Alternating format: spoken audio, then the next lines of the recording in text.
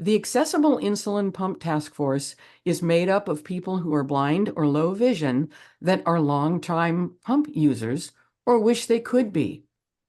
Its members represent all three major blindness consumer organizations in the US and Canada. The task force is working to help manufacturers develop insulin pumps which people who are blind or low vision can fully use safely, effectively, and independently. And today, four of us are going to share with you some of our stories and thoughts. Hi, I'm Veronica Elzie, a musician and composer who lives in Santa Cruz, California. I've been totally blind all of my life due to retinopathy of prematurity and was diagnosed as type 1 at the age of 34 in 1988 and was astonished at the inaccessibility of diabetes management to people like me. So after 3 years of kind of crummy control, I decided I wanted to go on an insulin pump and went through 10 endocrinologists before I found one that would let me try it. What was important to me as a pump user is that I get access to as many of the pump's features as possible, not settling to just be able to deliver a bolus. Today, I'm using the Omnipod Classic thanks to some workarounds that my husband and I designed and an app on my phone which mostly reads the pump screen to me. What has colored my pump use a bit is that I've been a little afraid to ask for help because I'm afraid that everyone will automatically assume that any problem I have is because I'm blind, and then they won't let other people try the pump. Happily, that is changing now.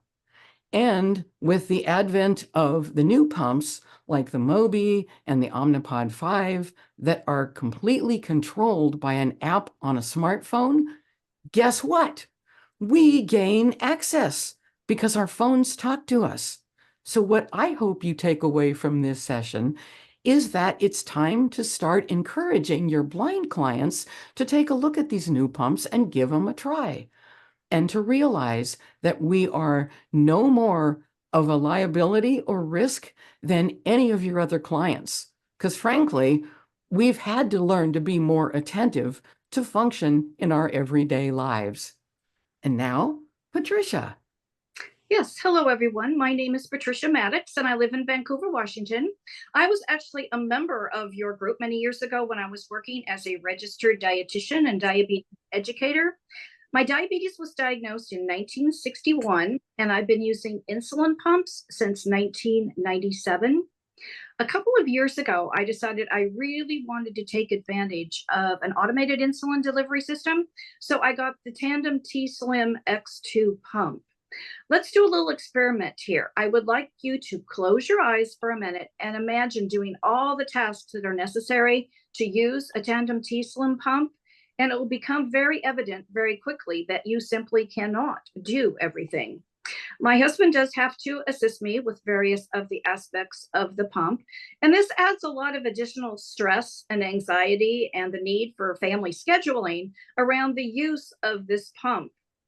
I also have the ongoing concern that if something should happen to him, that he might not be available when the pump finally runs out of insulin.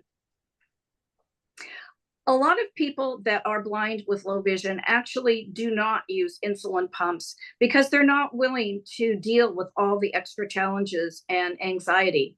So ask yourself for a minute if it's fair that a person should be denied the use of an insulin pump simply because they cannot see.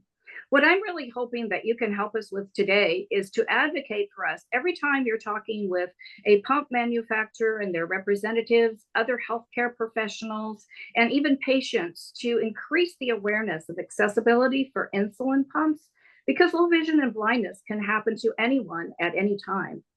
Now I'm going to turn it over to Melanie.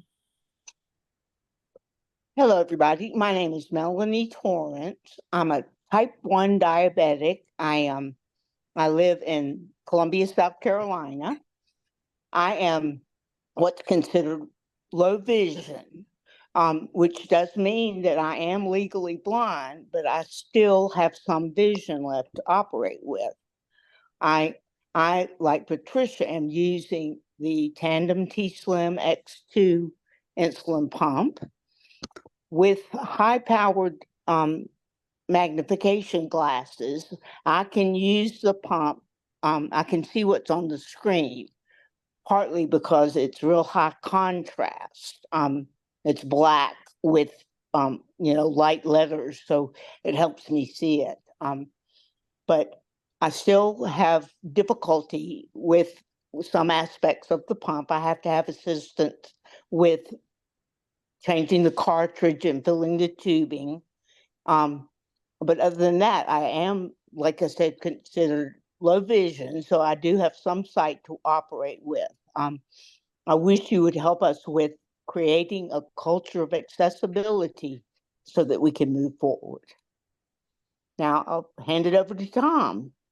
Well, thanks, Melanie, and thanks to the three of you. My story is a little different. My name's Tom Tobin. I'm from Cleveland Heights, Ohio. It's good to be with you all today. I was diagnosed in 1973, so those who want to do the math, I've been a type 1 diabetic for over 50 years. In 1985, I was during my junior year of college. I experienced complete and total vision loss from the complications of being a type 1 diabetic. Went from 20/20 to 0 in 1 year. In 1993, much like Veronica's story, I started insulin pump therapy as really one of only a handful of totally blind insulin pump users. Veronica beat me by 2 years.